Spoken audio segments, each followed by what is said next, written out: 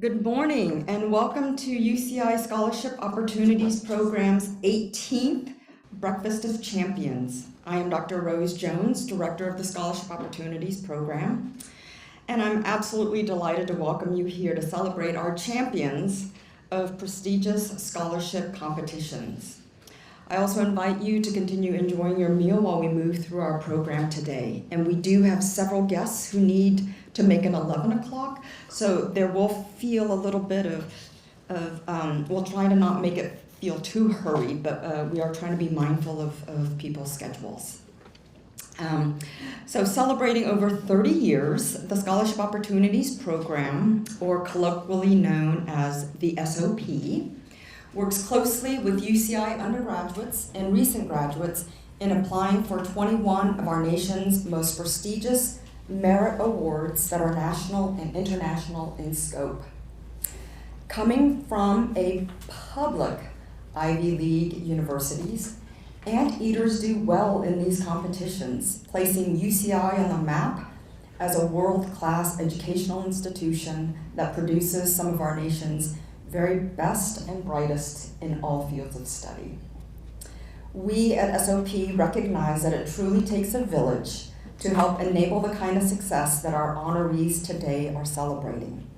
So I would like to take the time to acknowledge and thank all those members of our Anteater Village, including our distinguished guest, UCI's Provost and Executive Vice Chancellor Hal Stern,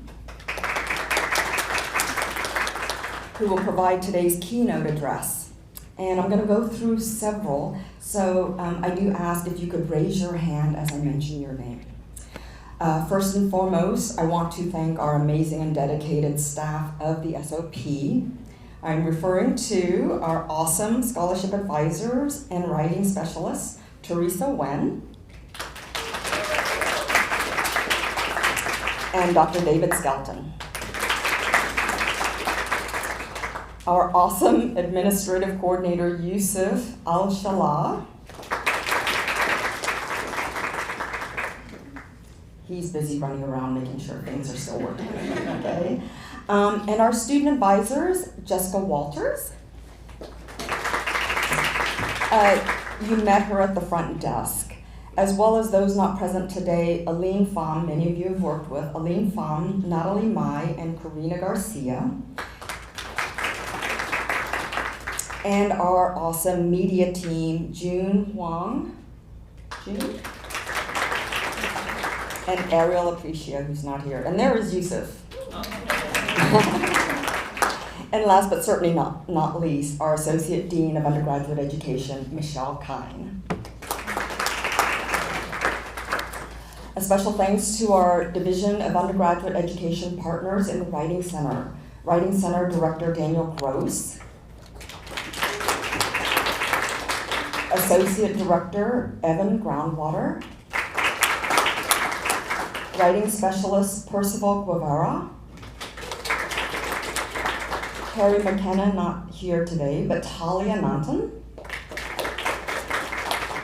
and Jessie Boulard,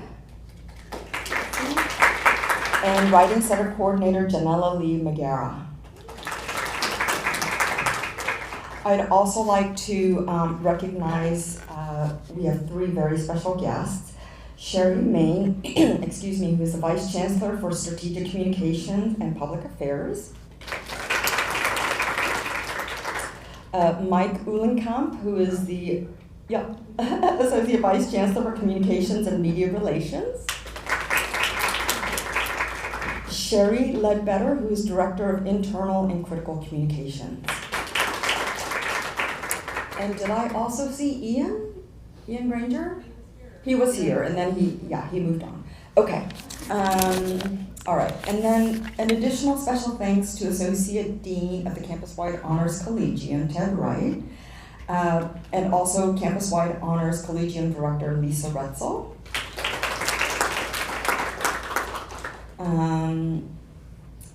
Let me go ahead and skip to Director of SAGE, which is Student Achievement Guided by Experience, Neda Moayedi. And a very special thanks to UCI's faculty mentors who work closely with our champions and provide them the support that propels them to the top. And finally, I want to acknowledge and extend our appreciation to the parents, grandparents, relatives, friends, family, acquaintances who have supported community members, who have supported each of our honorees in myriad and wonderful ways, including celebrating with us today.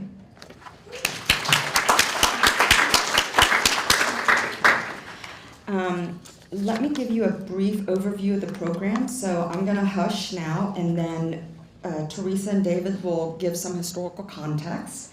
And then we're going to do some presentation of certificates after the keynote by Provost Stern, okay? And because he's got to leave to be at an appointment at 11, we're going to do group photos, and then we'll resume with presentation. And then we've got some awesome speeches by 3 of our SOP honorees, and then you listen to me again as we close. All right, so with that, let me introduce to you Scholarship Advisor and Writing Specialist Teresa Nguyen.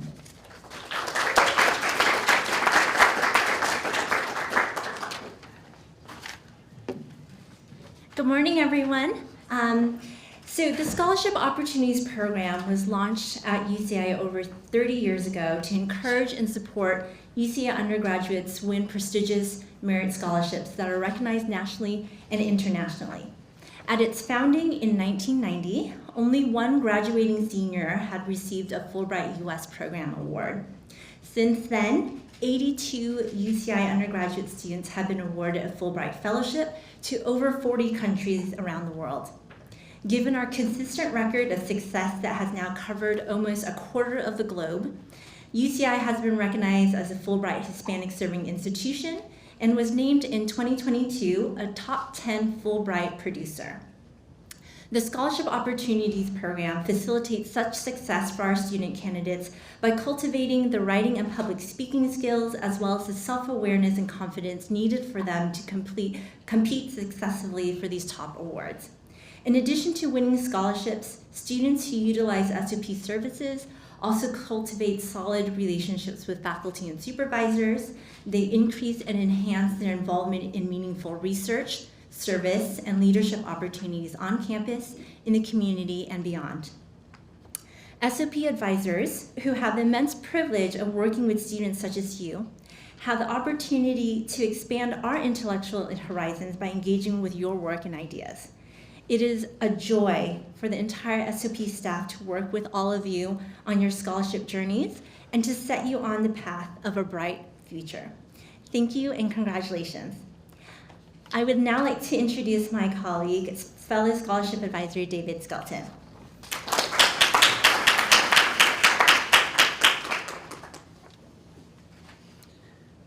Good morning, champions, and howdy y'all, as we say in Oklahoma. Isn't that right, Evan? So it has been a true privilege to advise and get to know you more deeply throughout this year. And I would like to echo that statement even for people I advised directly and people I didn't advise, but my colleagues did. We get to know you, interact with you, and it is a real joy and pleasure. UC Irvine had a strong year in nationally prestigious scholarship competitions. We continued our track record of success in the Fulbright U.S. Student Program. UCI is proud to have 3 students recognized as recipients of the Fulbright Study Research Grant, while 2 were named alternates and 1 a semifinalist in the study research competition. Meanwhile, in the Fulbright English Teaching Assistantship Program, we have 1 recipient and 1 semifinalist. We are proud to have UCI's first Fulbright Killam Fellow, whom you will hear from today as our first speaker. UCI students have also been recognized for their leadership and service. We have 1 recipient of the Donald A. Strauss Scholarship for Public Service.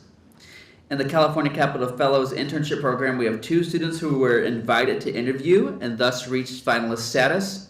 We also had 1 outstanding student whom you will also hear from last, who was a finalist for both the Marshall and Rhodes Scholarship, UCI's first in over a decade. In terms of research scholarships, UCI continues to be very competitive and successful. We garnered one recipient for the Goldwater, the nation's premier undergraduate award for STEM, and 3 recipients of the National Science Foundation Graduate Research Fellowship. We are incredibly proud of all of you and your accomplishments. You have shown the persistence and motivation needed throughout the challenging application process that has resulted in success. We are thrilled the UCI undergraduates performed so spectacularly in these competitions and to have this opportunity to recognize and celebrate with this year's accomplished applicants. Thank you for sharing your scholarship journeys with us. You and your stories and dreams are an inspiration to our staff and to the larger UCI community. I'll now turn it back to Dr. Jones.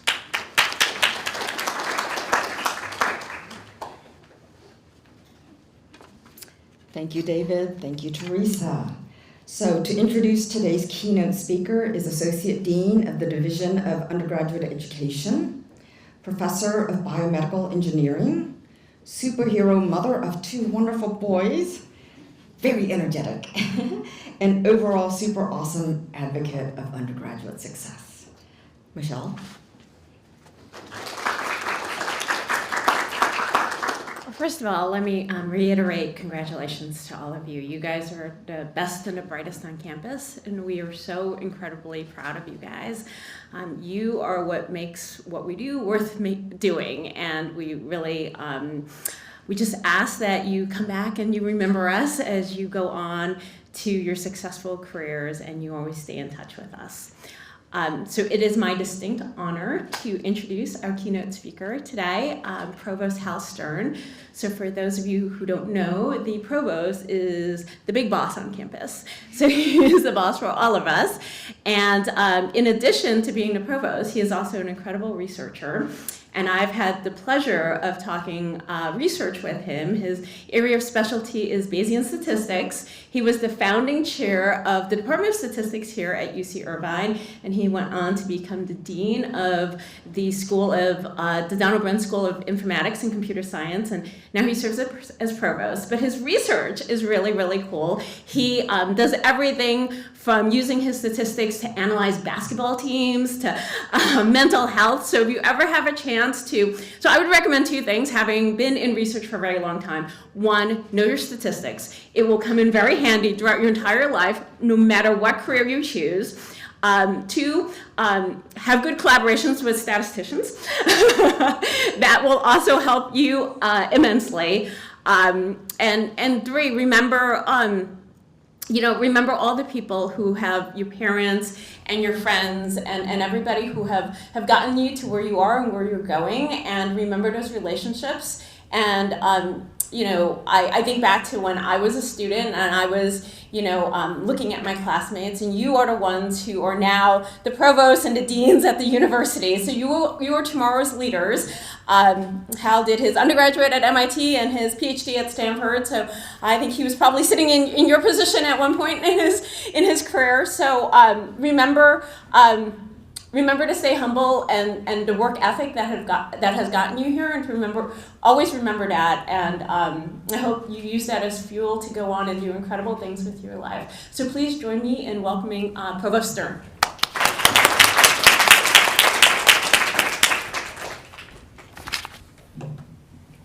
What she said.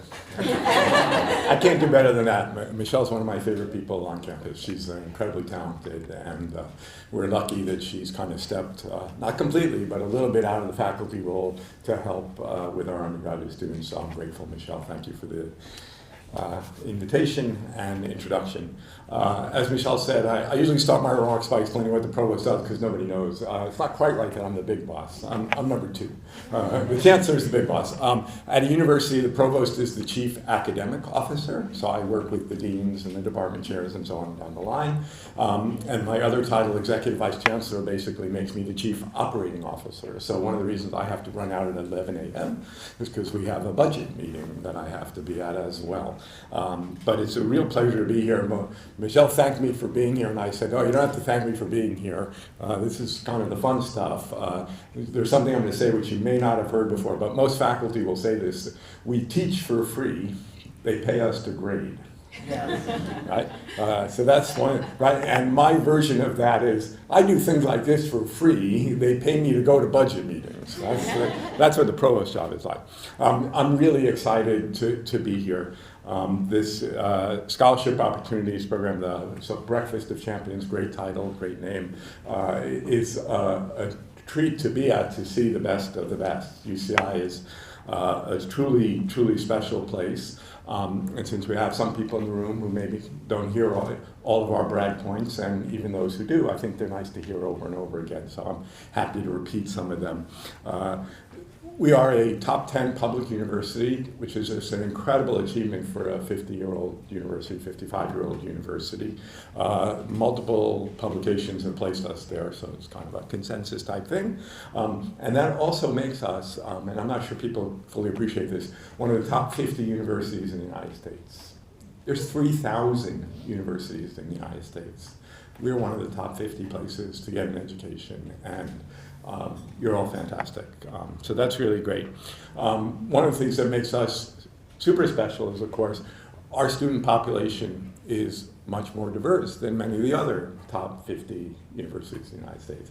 Our chancellor is fond of saying, and I think it's one of the great statistics to repeat, that the University of California, Irvine, and several other sister campuses as well, each educate every year more Pell students, those are students who need financial support, get government financial support, than the entire Ivy League combined. Okay? So that's worth the sinking in. Now, we are bigger, I'll say that. Michelle said I'm a statistician, so I'm a stickler for numbers and details. We're bigger, but we're not that much bigger.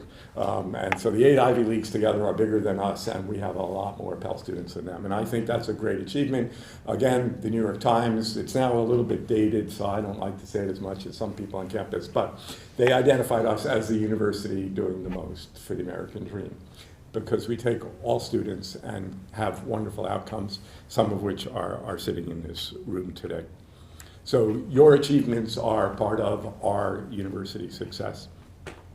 I was given a bunch of talking points, but I must confess previous speakers have said most of them. So I will repeat some of them, but offer a few additional thoughts as well. By the way, keynote is a little bit of an aggressive title for what I'm doing here. Few remarks, but Rose, Teresa, David, thank you incredibly for the work that you do. We're really grateful. I know I speak for everyone when I say that. As you have heard, we are among the nation's top colleges and universities for everything, but for Fulbrights as well. And we have a record of great success through this office, the Scholarship Opportunities Program. 82% of the people who have applied have placed in some way, shape, or form. We don't all win, but have been recognized as merit-worthy in that process. And as you heard, a Fulbright Hispanic Serving Institution as well. So I'll come back to the students in a second, but before I do that, I have a good friend who used to be here. He left. Michelle knows him well. He was the former dean of engineering, and he said one of the great things I've ever heard, so I'm going to steal it here. He said, when you see a frog on top of a flagpole, you know he didn't get there himself.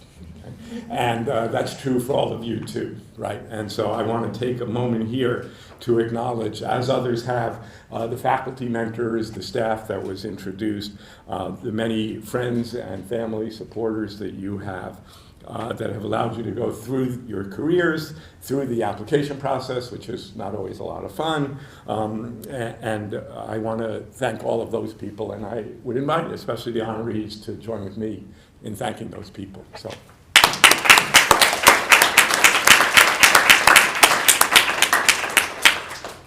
But enough about them. Back to the honorees. Okay.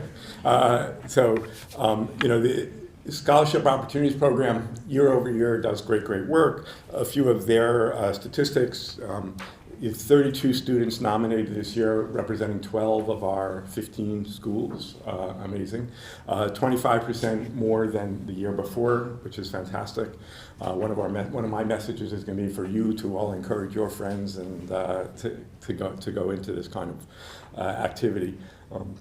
We'll meet the students shortly, but 7 students won national and international merit scholarships, 2 more named alternates, 5 named finalists for prestigious prestigious scholarships, easy for me to say, like the Rhodes and Marshall and things like that.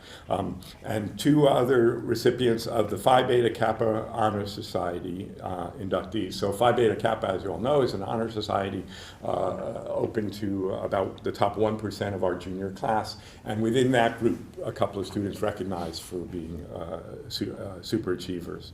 And so, you know, what I guess I want to say in terms of beyond the notes and the details is we have a very talented student population. You all know that. We get more than 100,000 applications a year, 143,000 applications this year, which is mind-boggling. And so just the students who get into UC Irvine are spectacular and come here.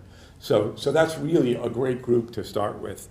And now we're having breakfast with the best of the best, which is really nice.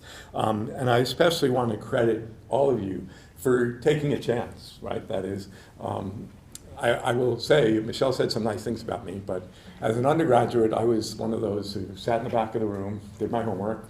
I did fine, don't feel bad for me, did fine. It all worked out okay, but I never really put myself out there. So I didn't necessarily pursue these things. And I learned it later in life. Doing great work is really important, and that's an important step in this process. But you really have to put yourself out there to get opportunities, to pursue opportunities, and to do the work to make them a reality, and to accept the occasional disappointments. So we all have them. One of our colleagues, who's a professor in the cognitive science, with her lab, has parties every time they accrue 100 rejections. Articles rejected, conferences, papers rejected, because that's part of the process.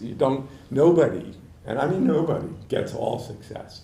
So I really want to credit you for taking a chance, putting your name in, and really celebrate all of you, the winners, the alternates, the finalists, for the great work that you've done. So as I said, and as Rose said, I have to head out to do something slightly less enjoyable, but important, work on the campus budget. But as I close, I really just want to add to those who've spoken before and congratulate all of the students being recognized today. Your hard work and dedication have paid off for you, and you have a very bright future ahead. We're really proud of you. I think you know that. We're really proud of you. We wish you well. And as Michelle said, don't forget about us. When you're doing great things, don't forget about us. Come back, give back to the next generation and the like. So I invite everyone in the room, including each of you, to a round of applause to recognize yourselves and your peers.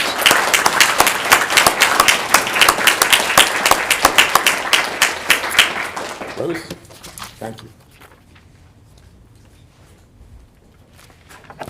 Thank you so much, Associate Dean Kine, and thank you so much, Provost Stern.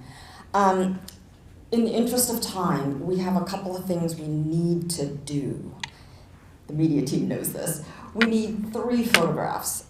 So I think we're gonna maybe do this after, because that will take a little bit of time. So we're switching the order of things. If I could have all of the Fulbright awardees please come for a photo that will go in a press release for Fulbrighters, okay? Don't be shy. Don't be shy. I apologize. Owen, Emma. Elizabeth? You're learning a valuable lesson. Everybody blame the provost. Okay? That's right. We're out of order, and it's the provost's fault. So if you've, Emma, please come up. Do you want alternates as well? Alternates, yes. Hang on, there'll be a different photo. Okay. All right. So let's have the provost in the middle. So if you could flank him on both sides. Okay. All right. Nice big smiles. All 3. 1, 2, and 3. Great. All right. Perfect. And then could we get? All right, so then we're going to get another photo of recipients. Okay, so if those who received an award, and then NSF, Goldwater, Killam, Strauss, so Joshua, Emma, you stay, Grant. Elizabeth? Francis? All right, I hope I didn't miss anyone. Christine, thank you. All right. You two over here on the other side. Sorry. How about you over here on this side? Too many chefs. Okay, excellent. And then, nice big smiles, everybody. Okay, 1, 2. Okay, and then all honorees. Everyone who is being recognized today, so please. And this also then includes SOP staff, including student advisors. And Yusuf? Yep. Let's get everybody in the center over here, in front of the podium. June, Natalie, Aline as well. In front of the podium or just like? I think in front of us here. Yeah. Right here in front. Excellent. And then everybody else gather around. And then let's have 2 rows. Yeah, let's do 2 rows. I think that might, I think we need some more Taller people on this side. Taller people in the back. All people in the People in the back. Yeah, scoochie in. Let's see. That looks pretty even. Okay. Yeah. Oh well, I need to go a little bit. Yeah. Too many people. Okay, 3, 1, 2. Perfect. Okay, and then shall we do a zot, zot, zot? All right. 1, 2, 3. Zot, zot, zot. Excellent. All right. Thank you, everyone. Michelle, you want to know. All right. scramble. All right. Thank you so much, Provost Stern. Thank you all. I apologize. Exude, stage left. It's fine. Yeah.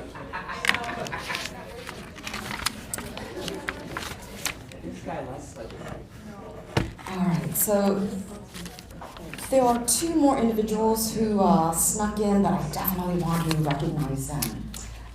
Director of the Study Abroad Center, Jean-Jacques Gomez. Please raise your hand. Her office and our office have collaborated for the last 5 years to establish the Fulbright Killam Fellowship. And we have our first Killam Fellow from UCI, but we have worked very, very closely. So I want to thank her. And also Song Mei. She represents our data team. So you all know the pre-application, that's just one example that you all had to fill out. Her team makes sure that that is ready and available. Okay, thank you. All right, so at this point in the program, we will be presenting each of our honorees with a certificate signed by Chancellor Howard Gilman, Provost Hal Stern, Vice Provost for Teaching and Learning, and Dean of Undergraduate Education, Michael Denham, and myself, Director of the Scholarship Opportunities Program. So scholars, when you are called up, please come up to the stage, to this side, and accept your certificate from Associate Dean Michelle Kine, and pause so that our photographer can capture this moment. Okay? All right, so let's see. Let's begin with Francis Aguas. Francis is an NSF Graduate Research Fellow and first-year PhD student here at UCI in Biomedical Engineering, with a research focus on ocular devices and vision science. Francis completed his undergraduate degree in biomedical engineering, also at UC Irvine, and played an active leadership role in the Biomedical Engineering Society. As an undergrad, he conducted research on a novel suturing technique in Dr. Christine King's lab, as well as an electrochemical sensor for SARS-CoV-2 in Dr. Michelle Kine's lab. In addition, Francis co-founded Formed, or ForMed Technologies, a medical device company developing a non-contact, at-home, intraocular pressure monitoring device for glaucoma patients.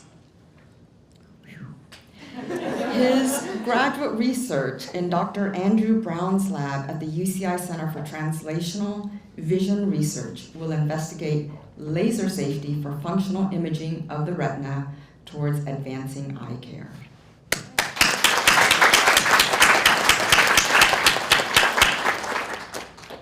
Okay, Elizabeth Hoffen is a recent first-generation graduate with degrees in political science and psychology. Her research focuses on uplifting marginalized communities through positive policy implementation. Elizabeth conducted her honors thesis on the political attitudes of Latina undergraduates in the aftermath of a major political scandal, as well as participated in a research fellowship at the California Policy Lab, drafting policies. She received the Presidential Public Service Fellowship Award, as well as UCI's Chancellor's Award of Distinction.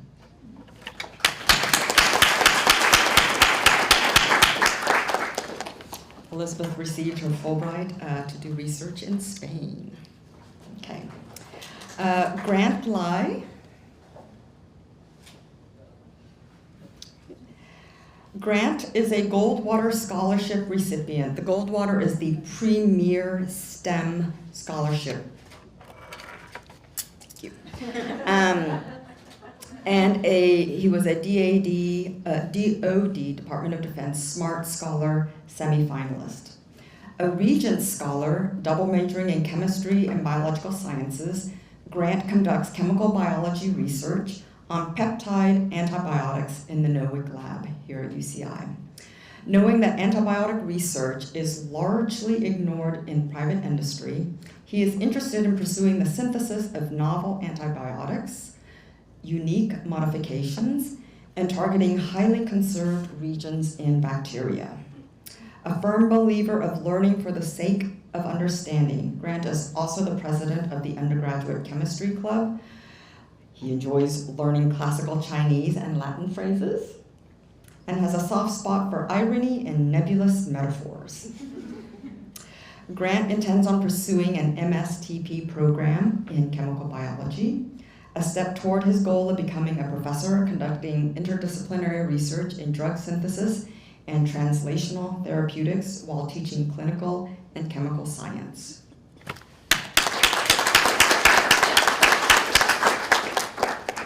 All right, Joshua Wen.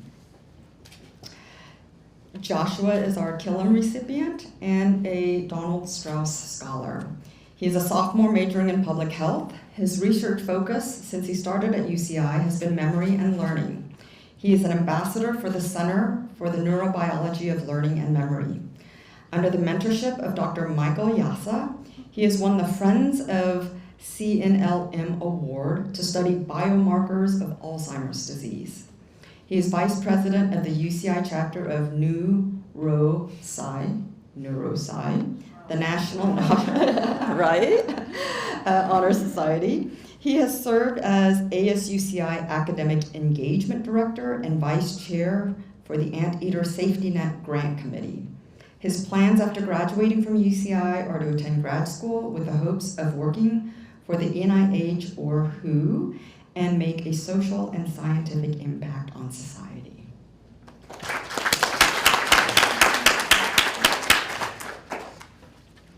Emma Rosendich is our Fulbright recipient to Mexico.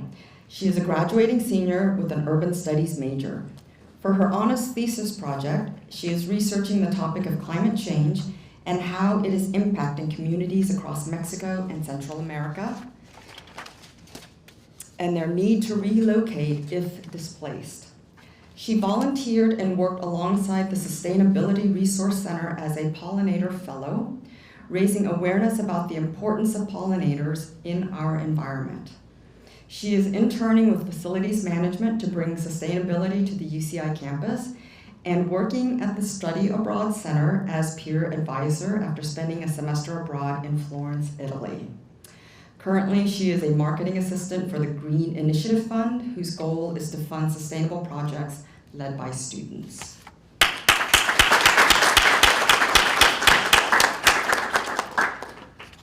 Okay, Owen Trimble. Owen received a Fulbright to research in Copenhagen, Denmark, and also received the NSF, the National Science Foundation Award. He is a graduating senior in mechanical engineering and a first-gen college student. Owen studied fuel cell implementation for individual consumers and their effect on the electric grid compared to battery-powered vehicles with Professor Jack Brower within the National Fuel Cell Research Center at UCI. Owen currently does research with Professor William Siriano, investigating the effect of nonlinear modeling for acoustics in rocket injectors that experience unstable combustion, with plans to submit findings to a peer-reviewed journal. He was also involved in the UCI rocket project and was a lead solid engineer and lead propulsion engineer for the team of 60 students. Owen has plans to pursue his PhD at Stanford after his Fulbright year in Denmark to conduct research on harnessing ocean wave energy.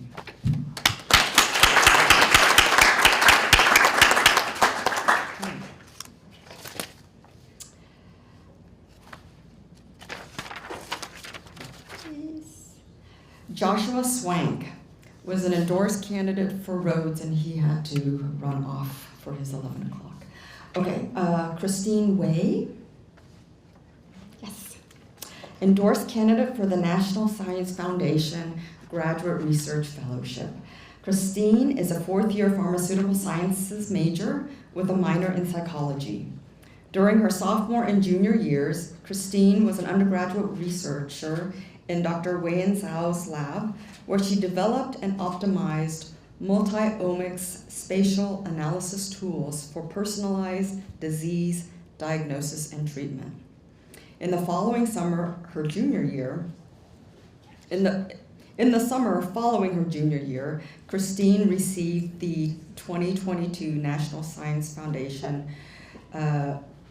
Award for undergraduate research and conducted full-time research, thank you, in Hai-Quan Mao's lab at Johns Hopkins University, where her work focused on the compositional optimization of mRNA lipid nanoparticles for cancer vaccine development. In her final year at UCI, Christine is working in Dr. Jared, it's deteriorating quickly, in Jared Huan's lab to investigate the adhesion dynamics of nanoparticles for future applications in diagnostics and therapeutic delivery. She's a recipient. She's a recipient. Thank you so much. Thank you. During her time at UCI, Christine has been a peer mentor in the Pharmaceutical Sciences Mentorship Program, the Public Relations Chair for the BioSci International Student Association, the Head Learning Assistant for the General Majors Honors Chemistry Labs, and a Student Ambassador in the Undergraduate Research Opportunities Program. This coming fall, Christine will enter the Biomedical Engineering PhD program at Johns Hopkins School of Medicine. She hopes to contribute to the advancement of science by devising innovative engineering strategies for medical applications. Thank you for the correction. All right, Teresa? All right, Stephen Gong, a finalist for both the Rhodes and the Marshall Scholarship. Stephen Gong is a triple major in human biology, economics, and political science. He founded the California Health Advocacy Network as a Strath Scholar and has served as an ASUCI Student Government at-Large Senator, Organizing Director, and the inaugural chair of the COVID-19 Response Committee. Having interned with the U.S. Department of Health and Services, Stephen most recently interned in the Office of the First Lady at the White House. Stephen is graduating this June with the Chancellor's Award of Distinction, and he plans on earning an MD and ultimately serving as a physician policymaker.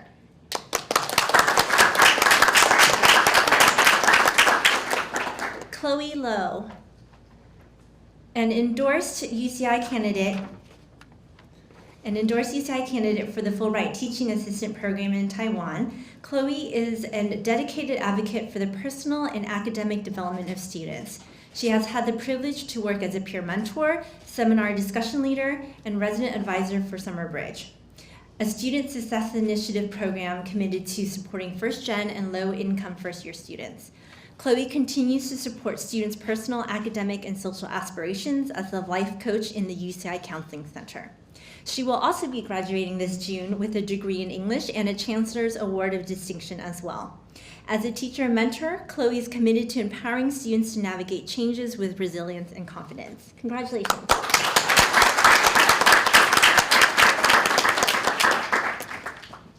Haley Tran.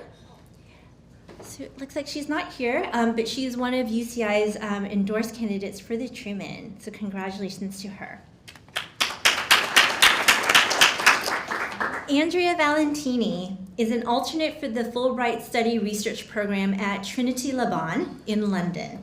She graduated from UCI in 2022 with dual degrees in dance and anthropology and double majors in digital arts and economics.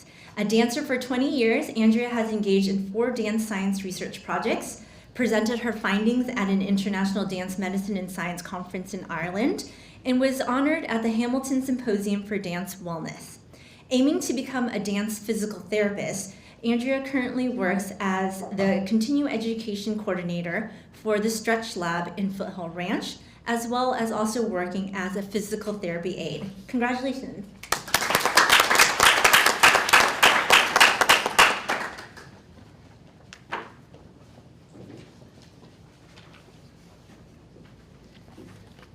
So now we would like to recognize Andrea Morales, who is a first-generation transfer student at UC Irvine, majoring in international studies.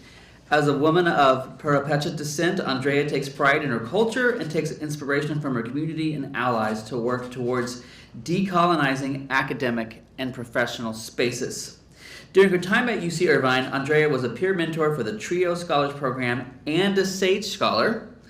Andrea's academic and professional experience has motivated her to one day run for office so she can continue to support her communities at the state level. And as you can see on the slide behind you, Andrea was a finalist for the California Capital Fellows Program.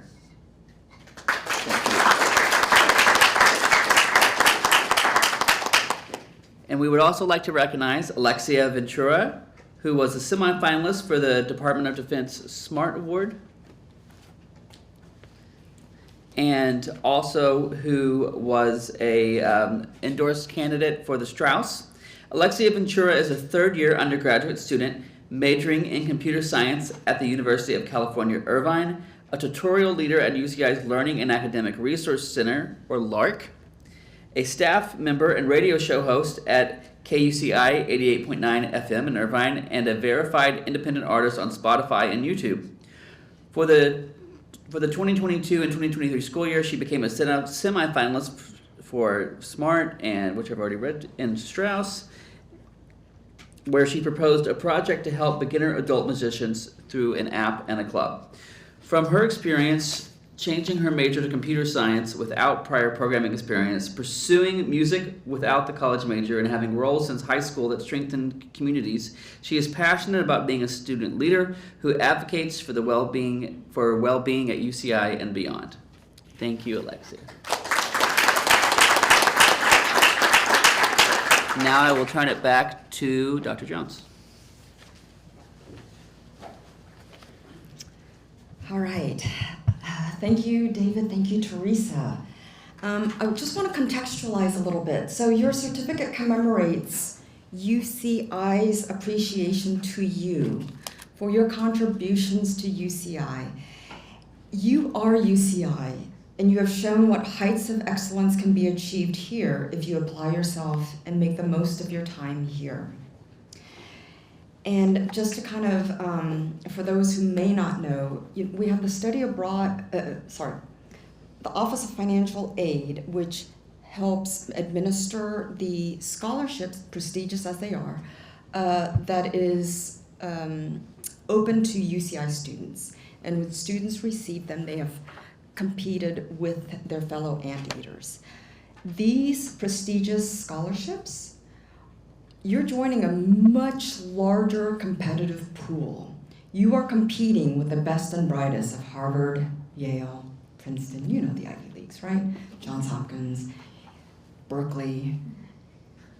And you've put UCI on the map. You are up there. You have made it to the podium. And if you have been nominated, you have been selected to represent our university at the national competition. That is a very big deal. If you have placed as a semifinalist, that means that you have made the first cut. That is a very big deal. So all of these things demonstrate that you are champions, and you should definitely put this on your CV. It is a mark of distinction that you are UCI's best and brightest. Thank you. And you have the thanks from Chancellor Gilman. He is our Uber boss. You have the thanks from Provost Stern, from whom you heard, and also Michael Denon, who is the Dean of Undergraduate Education, phenomenal professor in physics, and also our Vice Chancellor for Teaching and Learning. So, let me go ahead and get through this. UCI appreciates how you have strengthened the notion of what it means to receive a world-class anteater education and what is possible when you envision with courage and conviction that the world can be better because of your and others' actions and dedication.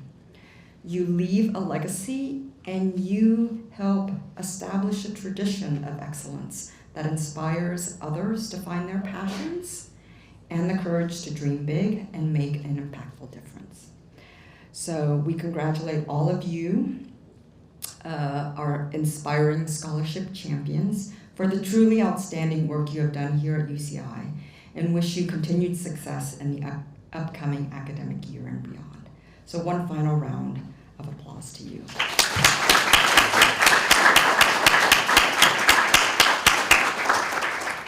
Okay, so as you know, a very important part of the scholarship journey and the application process is telling your story. So we have invited several of our scholarship recipients and honorees to share their stories with us this morning. Our first speaker, student speaker today is Joshua Wynn, and we'll say it again, UCI's first ever Killam Scholar to Canada, as well as our 2023-24 Strauss Scholar. Joshua?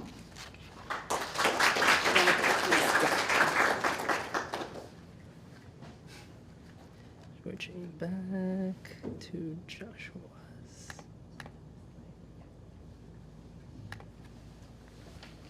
Thanks.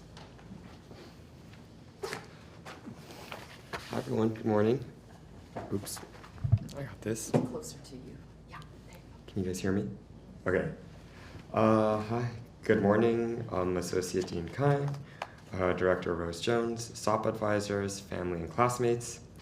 Thank you for giving me the opportunity to share my SOP experience with you and with the students who will watch this video and are considering applying.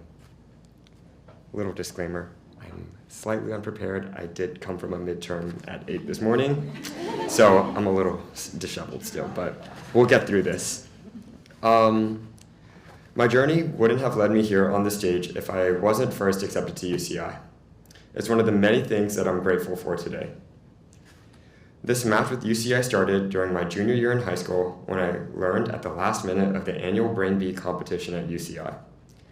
I crammed studiously for 2 months, and it wasn't exactly enough to win first place in the competition, but on the stage that day, I gained something more. I got to meet Professor Michael Yassa, the host of the Brain Bee. He was smart, funny, kind, generous, and I told myself, I want to study with him. I want to be like him. After my acceptance into UCI, at the first chance I got, I knocked on Dr. Yassa's door and applied to his lab. His warm smile of recognition that morning confirmed to me I had made the right decision. Out of the dozens of dorky kids at the Brain Bee competition that day, 2 years before, I must have left some sort of impression on him for him to remember me. You know the saying, don't admire people too much, they may disappoint you? Well, it was the opposite for me. He was everything I was expecting and more. He and his wife, Manuela Yasa, placed their hands on my shoulder and welcomed me into their lab family and opened their door for me to visit the vast opportunities in their neuroscience community. I had the same overwhelming feeling when I first stepped onto UCI campus, like walking into a candy store. There were so many opportunities everywhere. There was the Entrepreneur Center, the Stella Jang New Venture Competition, Europe, SERP, ASUCI, SOP, okay, it goes on. But all to say, there was a lot of things going on. I wanted to do them all, but there were only so many waking hours in the day. I remember when I first walked into the SOP office, all I wanted was a small list of grants I was hoping to apply to raise money to buy an iPad. I'm one of those kids now with an iPad. I was thinking something along the lines initially of writing an essay for why I think being a vegetarian can save the world, or how a can of sprayed cheese can save you in a disaster. Either way, they didn't allow me to touch anything in the office till I filled out this lengthy explorer thing called SOP Prep. For those of you who know, you know. It was painful to fill the form out for the first time, which was a series of essays, but they were right. Just like your parents force you to eat broccoli because it's good for you, it forced me to organize, create a plan, and to strategize over the next several months. But there's a legitimate reason why they are so protective of what's in the SOP office. What they have is truly valuable: their knowledge and their experience. Once you prove to them that you are serious about your application, they will dedicate their full resources and effort. It is only through this wonderful collaboration that I'm able to stand on the stage as an awardee of the Strauss Foundation Scholarship and the Killam Fellowship. Based on my SOP prep, my advisor, Dr. Skelton, huge shout out, recommended I apply for these 2 scholarships, and he was right. They were exactly what I wanted.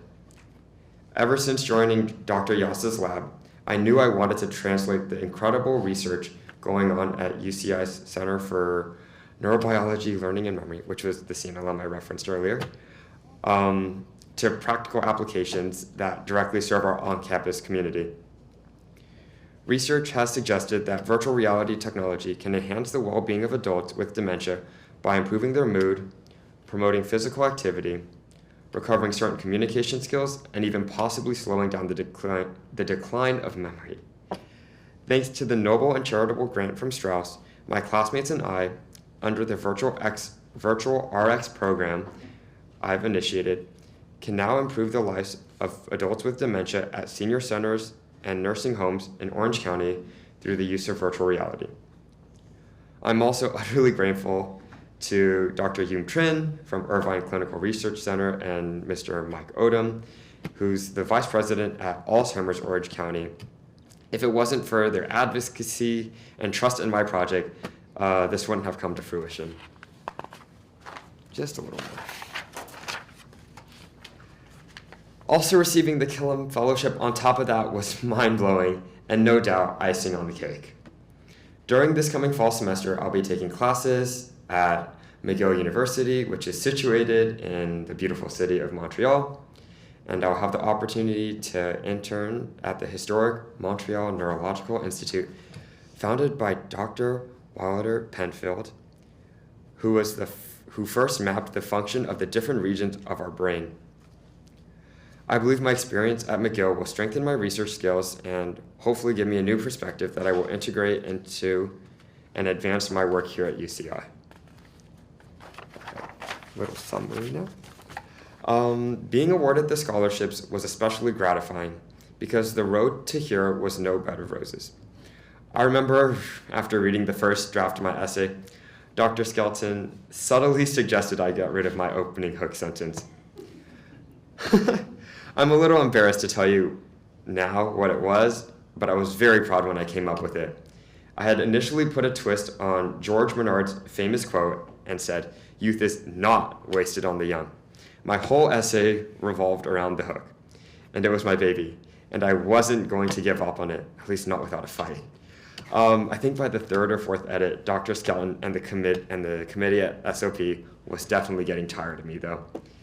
But definitely by finally getting rid of what Dr. Skelton described as a cliche, and eventually fleshing it out later on in my essay, I was able to open my essay to so many different and interesting directions.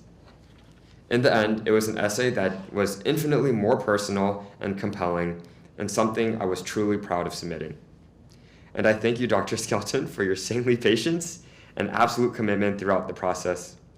I am deeply grateful that I received these awards, but I want to reiterate what I said to you right after the last edit, which is right after the last edit and I submitted the applications, because I sincerely mean it.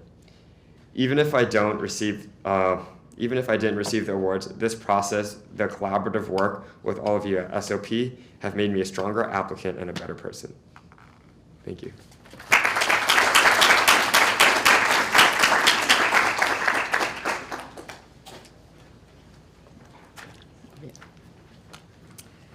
Thank you, Joshua, for sharing your incredible journey with us.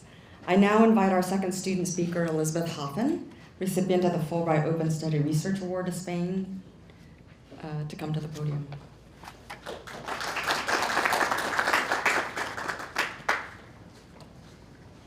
Hi, I'm going to introduce myself again.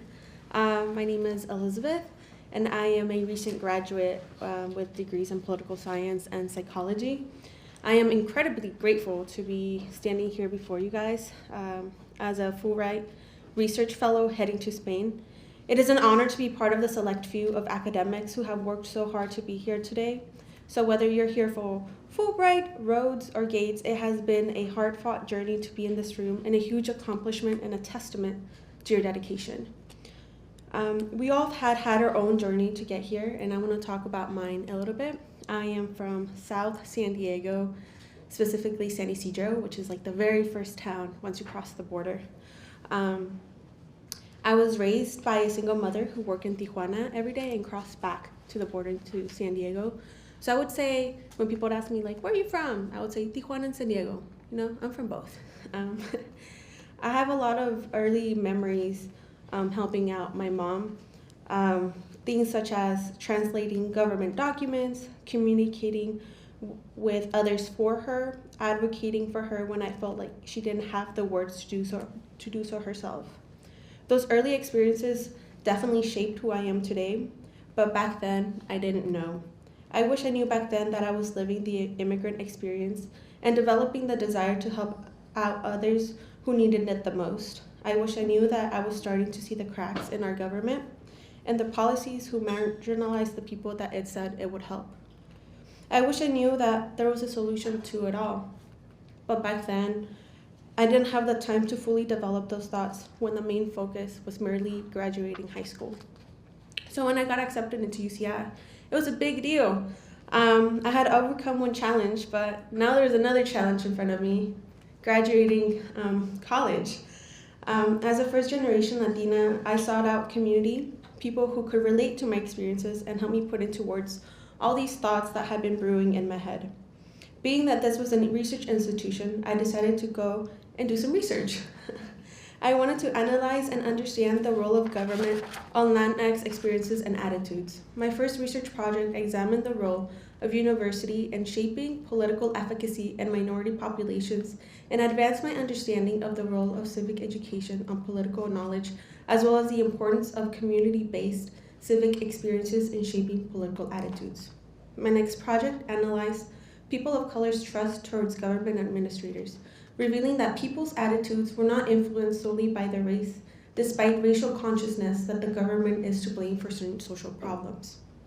My honors thesis, which measured political attitudes of undergraduate Latinas amid a political scandal, showed that when undergraduate Latinas felt neglected and unsupported by the university, they were less likely to participate in democracy due to not having as strong political attitudes. I proposed that this problem could be solved if the university hired more Latina faculty and staff, accepted more Latina students, provided more grants to Latinas, encouraged Latinas to occupy positions of leadership on campus, and overall showcase more support to Latinas.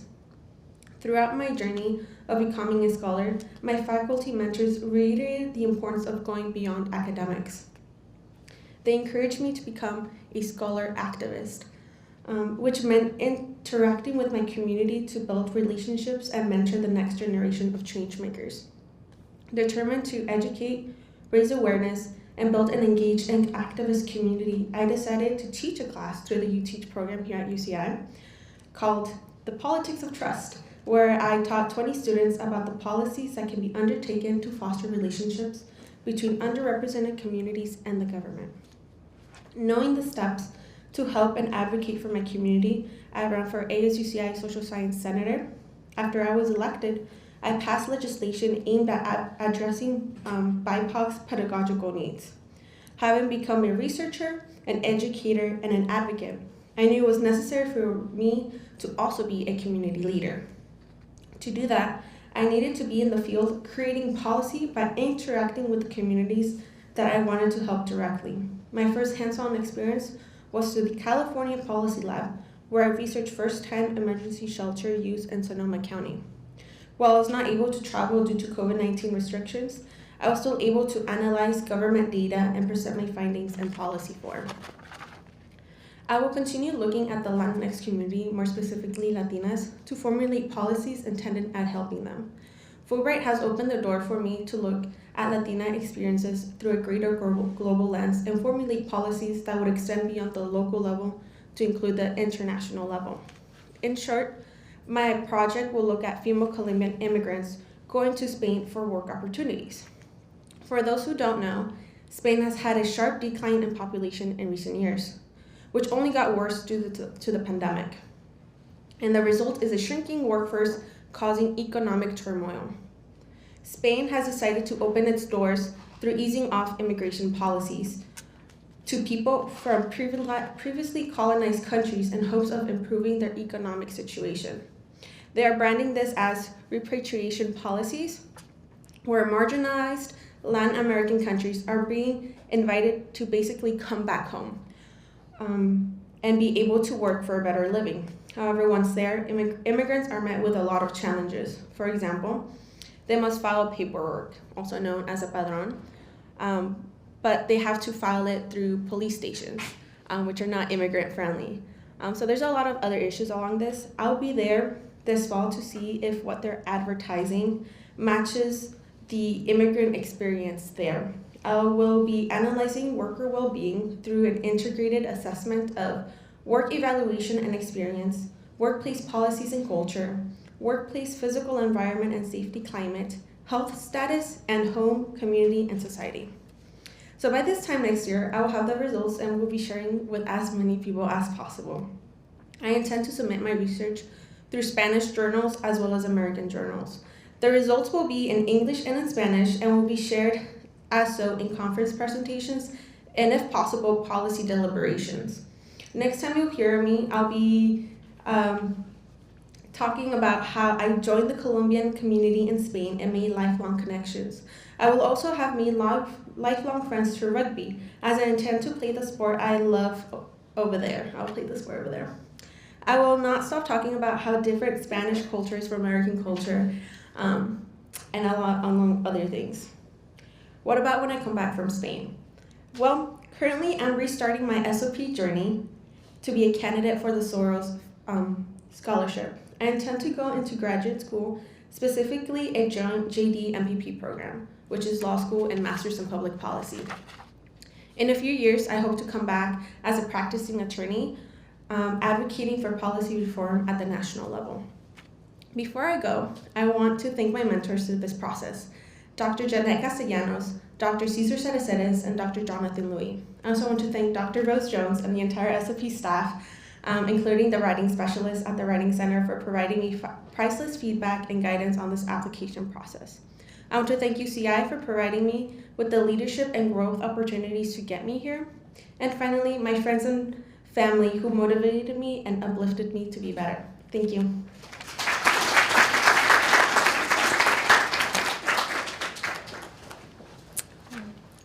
Thank you, Elizabeth, for sharing your inspiring story.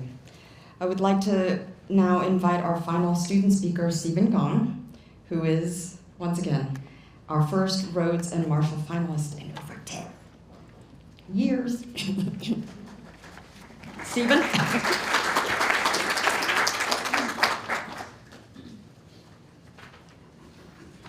Thank you, Rose. Just adjust this a little bit. And good morning, everyone. It's an honor to be speaking at this year's Breakfast of Champions. As I reflect on our journeys this year, I'm reminded of a quote by the British writer Philip Pullman, who wrote, "After nourishment, shelter, and companionship, stories are the things we need most in the world." So I'd like to start by thanking everyone for your contributions today. Thank you to SOP for your nourishing support. The eggs are delicious. Thank you administrators and mentors for supporting a culture of scholarship. And of course, thank you scholars for your stories. Having undergone 3 scholarship application cycles with SOP, from receiving the Strauss to being named a Rhodes, Marshall, and Truman finalist, I've learned just how important our stories are. Because beyond forming the very fabric of our identities, they connect us with one another. Our narratives, our life experiences, the challenges we faced, and the victories we've achieved. These are more than just our personal journeys. They are part of an ever-evolving, interconnected tapestry that inspires us to work harder, to reach farther, and to dream brighter. Coming into UCI as a baby anteater, I didn't know if I had a story to tell, and if I did, I didn't know how to articulate it. However, I did have a direction, something in my heart to follow. I grew up in a low-income immigrant family in San Francisco's Chinatown district, where social welfare programs like Section 8 housing, food stamps, and subsidized education instilled in me the mission of public service. I supported a brotherly figure through childhood cancer who battled melanoma with the utmost bravery, which cultivated my desire to foster that same bravery and patience via medicine. And as my family contended with the financial and emotional costs of my grandma's stroke, I lived independently and negotiated with health insurers for months, shaping my vision of healthcare as a human right. But by themselves, these experiences are not solely mine, and collectively, they are me, though. These stories have motivated my triple major in human biology, economics, and political science. They've supported my clinical research and government involvements and my overarching hope as a physician policymaker, as a hopeful one. Healthcare as a human right and health equity. So everyone has a story to tell. Everyone has a unique narrative that has specifically brought you here today. And if you don't think you do, let me assure you that it is there. The dots just haven't connected yet. But so long as you have a direction, so long as you are following your heart, your story is unfolding. And because SOP understands that, they empower us to connect the dots, to connect with people, and to ultimately write our own stories. So thank you, SOP. As storytellers, we have a responsibility. Our words don't exist in a vacuum. When we tell our stories, we are sharing the narratives of our loved ones, our communities, the marginalized and those without the privilege to be heard. We are speaking our truth to power. And just as how words organized in the right order and context can produce a story that empowers and sparks change, people organized and working together can produce the right solutions, creating the ripple effect that creates a better world and becomes our history. So as you celebrate today, remember what stories have brought you here, whose voices you carry with you, and the greater tale you hope to tell. You are scholars, researchers, leaders, and public servants, but at heart, you are storytellers whose sustained efforts will turn us to society's next chapter. So thank you, and congratulations.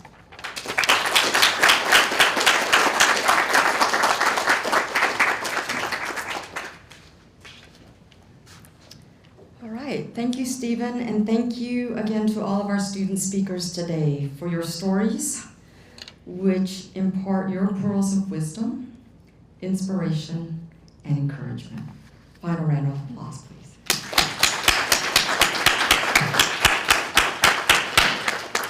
Okay, so as our celebration draws to a close, I want to thank each of you for being a part of this year's Scholarship Opportunities program, Breakfast of Champions.